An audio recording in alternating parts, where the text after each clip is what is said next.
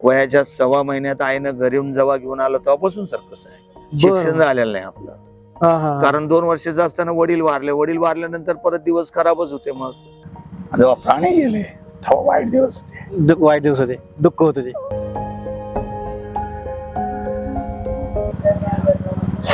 माझ्याकडे 14 शिव होते. 14 शिवात मी सर्कस करणारा माणूस. आजच्या तारखेला शिव मला बघायला भेटेना. आपण गरिबी लय जवळनं बघितलेला आहे लोकांना. अक्षरशः मागून खाताना आम्ही बघितलेला आहे.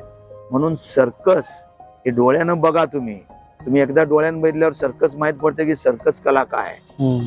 त्या टायमाला पटकीचा रोग आला, त्यासाठी आम्ही गाव सोडले. पण तो रोग कधी माहित पडला मला? कोरोना काळात. माझं दैवत कोण आहे? प्रेक्षक. मी प्रेक्षक हेच दैवत माझं. त्यांच्यापुढेच मी हात पसरणार. ते येतात बघायला आणि मी दाखवतो. आमचं काय दुःख आहे तुम्ही जाणून घेणार.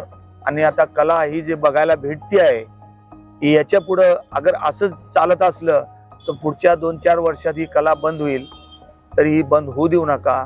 सर्कशीचं माहेरघर चांगली आहे. माहेरघर चांगली आहे. बरोबर. इथूनच जन्माला आणली छात्रे ग्रँड सर्कस 1886